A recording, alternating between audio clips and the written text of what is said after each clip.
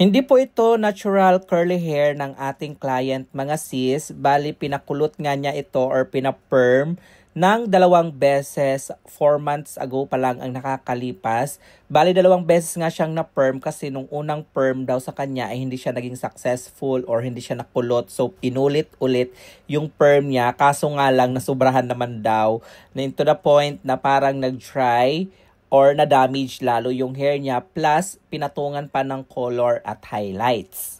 1 o 2 linggo nga lang daw naging masaya yung ating client sa kanyang kulot. Then later on, lagi na lang niyang pinupusod dahil sa kanyang work na nasa field at hindi na nga daw na masyadong naaalagaan yung kanyang hair na pinakulot. So ngayon, naisipan naman niya itong ibalik sa pagiging straight dahil ang kanyang hair is naturally straight nga daw. Naisipan lang niyang ipakulot ito dahil manipis daw tingnan yung kanyang buhok. Actually mga sis, it quite challenging kasi yung buhok ng ating client is manipis yung grano ng kanyang hair at meron siyang highlights and color. Syempre, isama pa natin dyan yung perm hair niya. Okay mga sis, let's begin the hair transformation and let us see what we can do to her hair. Kung maayos ba natin or maibabalik natin sa pagiging straight yung hair niya. Alright mga sis, so after ma-prepare at ma-analyze yung buhok ng ating client, ay nag-start na kami agad dito sa aming first procedure na ginawa, which is application ng rebonding cream 1, since ang goal nga natin is ibalik sa pagiging straight yung hair niya. So wala naman ako maisip na ibang paraan kundi i-rebond yung hair niya kasi kung iti-treatment lang namin, hindi na naman siya magiging straight. And after ma-process ang rebonding cream 1, pinabanlawan natin at blow dry at ito na yung buhok ng ating client and so far nabawasan na yung kulot ng buhok ng ating client at para tuluyan na nga siyang matuwid, kailangan natin siyang planchahin. So, ang ginamit ko na hair iron dito is Capillar Bioplastia by NNN Pro na merong 180 degree Celsius ang ginamit ko na heat temperature. At sa mga nagtatanong pala kung maganda ba yung iron na to, so pues makikita nyo dito sa pinaka-outcome natin sa rebond na to. Actually, first try ko nga itong ginamit na hair iron na Capillar Bioplastia. So, nabinyagan talaga dito sa buhok ng ating client. And so far, hindi naman ako binigo at nagustuhan ko din ang hair iron na to dahil napaka-smooth ng kanyang glide. Hindi na nabunot sa buhok at hindi mapanakit sa client. Charis. At isa pa sa nagustuhan ko sa hair iron na to dahil maganda yung finish nung ating plinansya mga sis, makintab siya at hindi nag-static yung buhok. At isa pa mga sis, hindi siya mabigat or lightweight lang yung hair iron na to, so hindi kayo magkakaroon ng muscle pag ito ang ginamit nyo. Charing. So yun lang mga sis, kung gusto nyo rin itry at mag-order ng hair iron na Capillar Bioplastia by NNN Pro, this is a limited edition. So ilalagay ko na lang po yung link dyan sa comment section kung saan kayo pwede mag-order.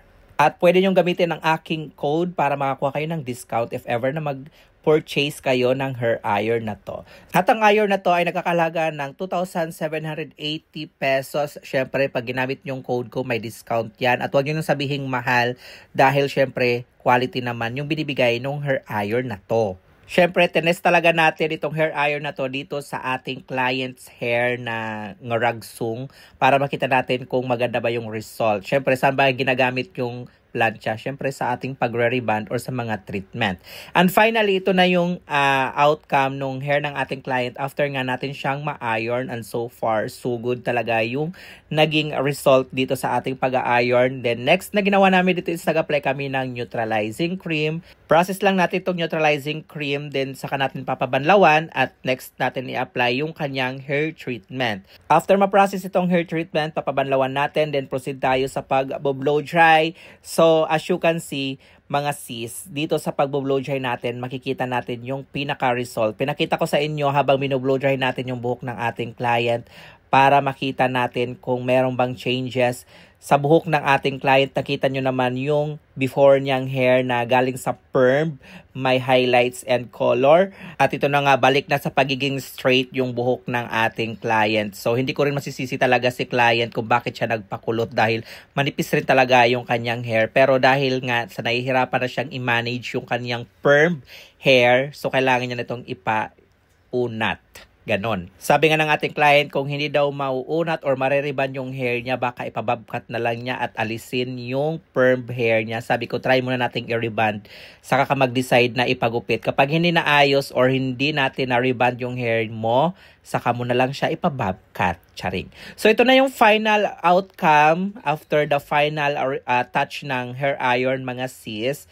Ito na yung result. Soft, shiny, and straight na syempre. At tinawagan ng ating client na it's a miracle kasi akala daw niya hindi na ma-reband yung hair niya na pinakulot. So tingnan naman natin yung kanyang after wash result na sinend sa atin nung kanyang sister, mga sis, dahil yung sister niya yung nag-book sa akin, so wala akong direct contact sa ating client. So nanghingi na lang ako sa kanyang sister na nagpa-book sa akin. At ito nga yung ating client's after wash result, mga sis. So, straight pa rin siya, shiny, smooth, at mas mukhang healthy siya tingnan unlike nun sa kanyang perm hair na parang ewan tingnan, sorry.